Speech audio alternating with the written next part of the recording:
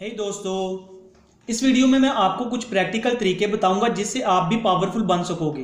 Power से मेरा मतलब है आपकी लोगों और अपनी सराउंडिंग को इन्फ्लुएंस करने की एबिलिटी और मनचाही चीजें हासिल करने की खासियत, जिससे लोग आपकी रिस्पेक्ट करेंगे और कुछ तो शायद आपसे डरने भी लगेंगे। So let's begin. Law number 4, always say less than necessary. मेरा एक दोस्त है जो बहुत ज़्यादा बात करता है, चाहे उसे कोई पूछे या ना पूछे, वो अपनी एडवाइजेस और ओपिनियंस सबको देता रहता है। जिससे हुआ क्या है कि अब कोई भी उसकी बातों को इतना सीरियसली नहीं लेता, चाहे उसकी बात सही और इम्पोर्टेंट ही क्यों ना हो। उसे बहुत गुस्सा आता है जब वो एक ही बात बार बार बोलता है पर कोई उसकी बात सुन ही नहीं रहा होता है। दूसरी तरफ मेरा एक दोस्त है जो बहुत कम बोलता है, पर जब भी वो बोलता है सब उसकी बात गौर से सुनते हैं। यहाँ तक कि अगर कोई दूसरा बात कर रहा होता है तो वो चुप हो जाता है उसकी बात सुनने के लिए, चाहे उसकी बात इतनी सीरियस या इंपॉर्टेंट ना हो। ये चीज़ दिखाती है कम बोलने का पावर। ऐसे ही मैं आपको कम बोलने के कुछ और फायदे बताता हूँ। पहला, इससे लोग अपने बारे में ज़्यादा से ज़्यादा रिवील करेंगे, क्योंकि आप कम बोलना सामने वाले को ज़्यादा बोलने पर मजबूर करेगा। दूसरा, लोग आपके एक एक वर्ड को गौर से सुनेंगे।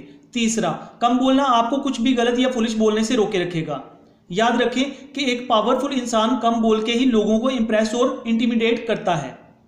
Law number 7, get others to do the work for you. हमें अपना कीमती टाइम और एनर्जी बचाने के लिए दूसरों की नॉलेज, विजडम और भागदौड़ की मदद लेनी चाहिए। हमें कभी भी वो काम नहीं करना चाहिए जो दूसरे हमारे लिए कर सकते हों। थॉमस एडिसन ने इस लॉ का यूज बड़े ही अच्छे तरीके से किया था।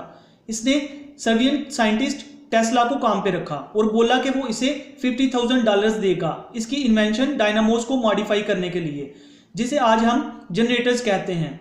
टेस्ला ने दिन रात मेहनत की और इसके लिए एक बेहतर वर्जन बनाया। एडिसन को पता था कि टेस्ला इसके लिए काफ़ी काम का इंसान है, इसलिए इसने $50,000 देने की बजाय इसकी सैलरी बढ़ा दी और फिर काम पे रख लिया। टेस्ला एक अच्छा एग्जाम्पल है जैसा हमें नहीं होना चाहिए। इसने बहुत से इन्वेंशंस किए, लेकिन इसको कभी भी इसके काम का क्रेडिट नहीं मिला। टेस्ला को इसके काम और मेहनत के लिए $12 मिलियन मिले होते, जबकि इसको बदले में सिर्फ $216,000 ही मिले, क्योंकि वो किसी और के लिए काम कर रहा था जिसका इसने बहुत ही फायदा उठाया। यहाँ हमें जो की सीखना है एडिसन से वो ये है कि अपनी फील्ड के बेस्ट लोगों को हायर करके इनसे काम लेना चाहिए ताकि हमारे ड्रीम्स पूरे हो सकें।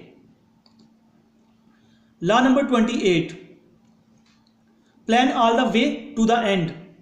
एक बहुत ही इंपॉर्टेंट बात जो हमें पावरफुल या सक्सेसफुल बनने नहीं देती वो ये है कि हम अपना एंड गोल डिसाइड नहीं करते कि आखिर एट द एंड हमें जिंदगी में करना क्या है। आई एम श्योर कि अगर आपके ड्रीम्स थोड़े भी बड़े होंगे तो आप ये नहीं बोलोगे कि 9 to 5 जॉब करना ही मेरा ड्रीम है। और सच बोलूं तो मैं भी कुछ ऐसा ही था। जब भी मुझे कोई पूछता कि आगे चल के क्या करना है तो मैं कहता था अभी तो कॉलेज चल रहा है, बाद में सोचेंगे क्या करना है। नॉर्मली हम पाकिस्तानियों की लाइफ ऐसे ही गुजर जाती है। पहले बच्चा स्कूल जाता है, अच्छे मार्क्स आए तो साइंस, कम मार्क्स आए तो आर्ट्स।